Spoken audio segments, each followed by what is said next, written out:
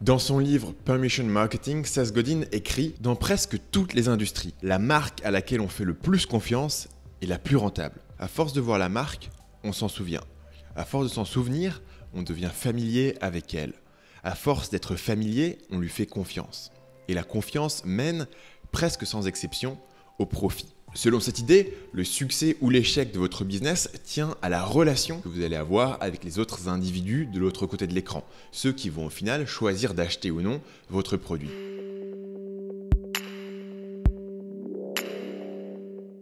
Le problème, c'est qu'on sait tous comment évaluer notre relation personnelle avec quelqu'un qu'on connaît dans la vraie vie, mais la plupart des business sur le web ont des milliers ou même des dizaines de milliers de prospects et vous ne pouvez pas construire la relation avec chaque personne de manière individuelle. Vous ne pouvez pas serrer la main de chaque prospect, lui demander comment vont ses enfants, et c'est pour ça que vous avez besoin d'un système. L'objectif, c'est de créer un système qui capture l'attention des gens qui arrivent sur votre site, qui leur apporte de la valeur, qui gagne leur confiance et finalement qui va essayer de leur vendre quelque chose. Le système idéal demande le minimum d'intervention directe de votre part, puisque c'est ce qui vous permet de toucher le plus de monde possible. Et surtout, ça va vous permettre de libérer votre temps pour faire autre chose que travailler, ou alors pour réinvestir dans votre business et pour construire de nouveaux systèmes. Au lieu de vous tuer à la tâche tous les jours juste pour gagner votre vie, vous ajoutez chaque jour une nouvelle pièce à la machine qu'est votre business. Jour et nuit par exemple, de nouvelles personnes découvrent Marketing Mania, regardent mes vidéos, s'abonnent à ma liste email et à intervalles réguliers, mon système va déclencher automatiquement des lancements de produits qui rapportent entre 7 et 20 000 euros par lancement. Tout ça se produit que je sois devant mon ordinateur ou non. Même si bien sûr, dans la pratique, je continue à beaucoup travailler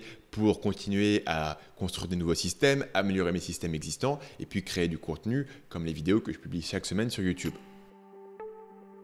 La pièce maîtresse de ce système, c'est l'email et plus particulièrement les séquences email automatisées. Certaines personnes vous diront que l'email est mort et que les gens reçoivent beaucoup trop, mais en général, ces personnes ne font pas de la vente sur Internet. Si vos emails sont intéressants, les gens les liront. D'ailleurs, un des principaux problèmes actuels de ma liste email, c'est que parfois, j'ai un email qui va se faire attraper dans un filtre spam un peu trop pointilleux et du coup, les gens vont me répondre en me réclamant que je leur envoie l'email qui leur manque. Clairement, les gens vont lire les emails que vous leur envoyez si c'est quelque chose qui est intéressant et qui leur apporte de la valeur. Je ne suis pas non plus le seul à avoir remarqué ça. Par exemple, le site américain ConvertKit a calculé que l'email était 15 fois plus efficace en termes de vente que Twitter. Et l'entrepreneur américain Ramit Sethi, dont le site génère plus de 10 millions de dollars de ventes annuelles, a publiquement expliqué que sa plus grosse erreur a été de ne pas commencer à construire sa liste email plus tôt, que cette erreur lui a coûté des centaines de milliers de dollars de ventes ratées et que l'email est son canal de vente numéro 1 qui lui rapporte plus que toutes les autres méthodes marketing combinées.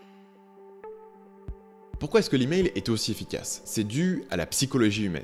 Quand vous rencontrez quelqu'un dans la vraie vie, vous n'allez pas essayer de lui vendre quelque chose dès la première phrase. Vous allez construire la relation petit à petit, que ce soit au cours d'une conversation ou au cours d'une certaine période de temps. Idéalement, vous allez l'éduquer sur votre marché, lui montrer à quoi il faut faire attention et lui expliquer les avantages et les inconvénients de différentes méthodes pour résoudre son problème. À travers ce processus, vous devenez ce que le stratège marketing américain Jay Abraham appelle un conseiller de confiance. Et de toutes les méthodes qui sont disponibles aujourd'hui en matière de marketing, l'email est celle qui permet le mieux de reproduire ce processus parce que vous allez pouvoir accompagner un prospect sur le temps, que ce soit sur une semaine, plusieurs mois, même plusieurs années, afin de l'éduquer et lui montrer pourquoi vous avez la bonne solution à son problème. Quand vous commencez à avoir un peu plus d'expérience, un peu plus de volume, vous pouvez même commencer à vous pencher sur des techniques très intéressantes comme la segmentation qui vous permet d'envoyer le bon email à la bonne personne au bon moment. Par exemple, mon dernier lancement en date n'a touché que 863 personnes, soit moins de 1% de mon audience. Mais ces personnes ont acheté 18 600 euros de produits quand on enlève les remboursements, soit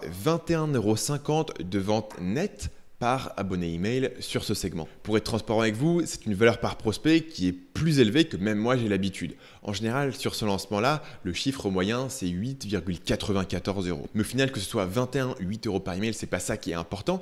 Ce qui est intéressant, c'est de voir la puissance d'une liste email, en particulier une liste email qui a été bien segmentée. Surtout quand vous vous rendez compte que 99% de mon audience n'a pas vu ce lancement pendant le mois. Les seuls à l'avoir vu sont ceux qui avaient besoin de ce produit-là à un moment donné. Donc non seulement je n'ai pas cramé ma liste en les spammant d'emails sur un produit dont ils n'avaient pas envie, mais en plus, les gens qui ne sont pas dans ce lancement sont libres d'être segmentés dans un autre de mes lancements de produits ou tout simplement de consommer du contenu gratuit et peut-être d'acheter dans 6 mois, dans un an. Concrètement, si vous voulez avoir un business qui tourne chaque mois, vous devez avoir en place 3 systèmes différents. Numéro 1, un système d'acquisition qui génère des prospects dans votre liste email chaque jour à travers votre contenu gratuit. Deuxièmement, un système de confiance qui apporte un maximum de valeur et crée une relation avec chaque abonné.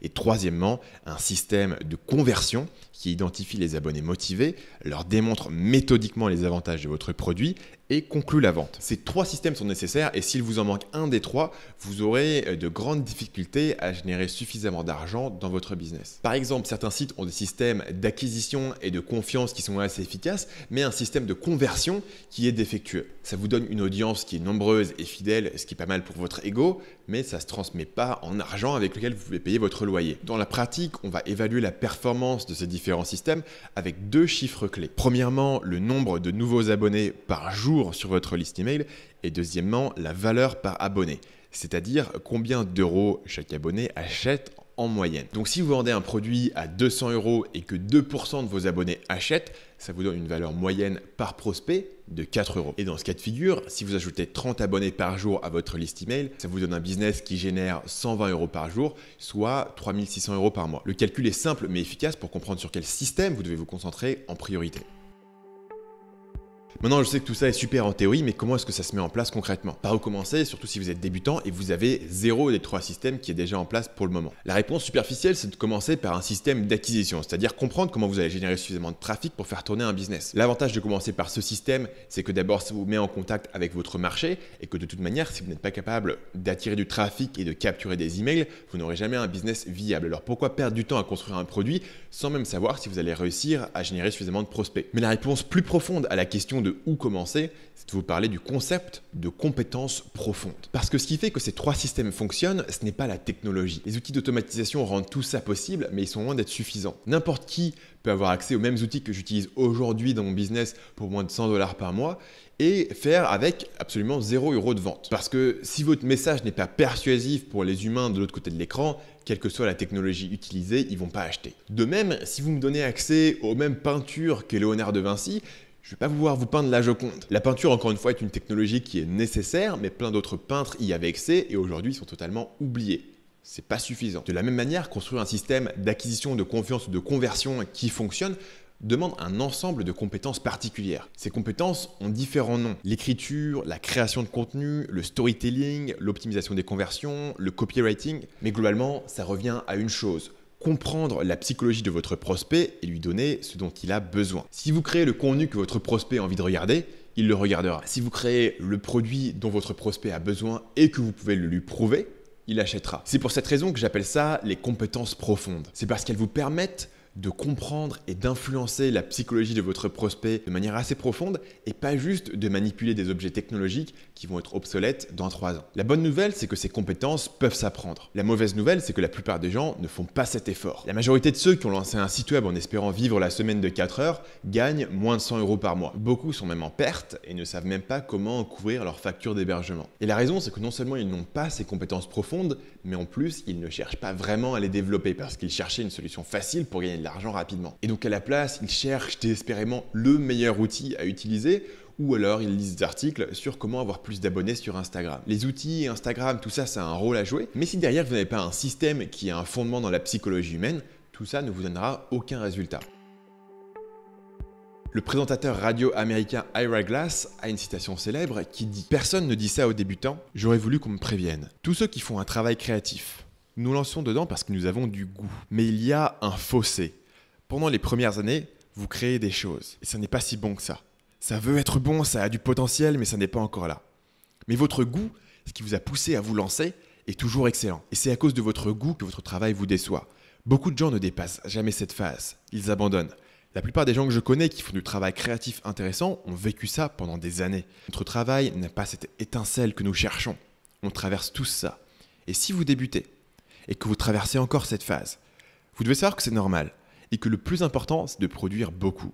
Mettez-vous sous contrainte pour finir une histoire chaque semaine. Ce que nous dit Ira Glass, c'est que si votre art ne vous donne pas les résultats que vous attendiez, n'est pas de la qualité que vous attendiez, la solution, c'est de développer vos compétences par la pratique. Et créer un article, une vidéo ou un podcast, c'est bien sûr une forme d'art. Et la même chose est vraie pour la création d'une page de capture ou d'un email de vente. Dans les deux cas, vous cherchez à toucher les gens de manière profonde et vous cherchez à susciter une réaction émotionnelle chez les gens qui vont consommer votre contenu. Et susciter cette réaction, ça n'est rien de facile. Il faut être bon, il faut être compétent dans ce que vous faites. Mais je pense que si vous voulez monter un business en ligne, vous avez au moins deux avantages sur les gens à qui s'adresse Airaglass. Le premier avantage, c'est qu'il y a beaucoup plus de place sur le web que sur la radio publique américaine. Ne vous attendez pas à des résultats immédiats du jour au lendemain, mais d'un autre côté, ça ne devrait quand même pas vous prendre plusieurs années. Peut-être 3 mois, peut-être 6, peut-être 12. Le second avantage, c'est que vous pouvez mesurer concrètement votre progrès avec les deux chiffres dont j'ai parlé tout à l'heure. Numéro 1, est-ce que les gens s'abonnent à votre liste email? Et numéro 2, est-ce qu'ils achètent? Si la réponse est non ou alors pas encore assez,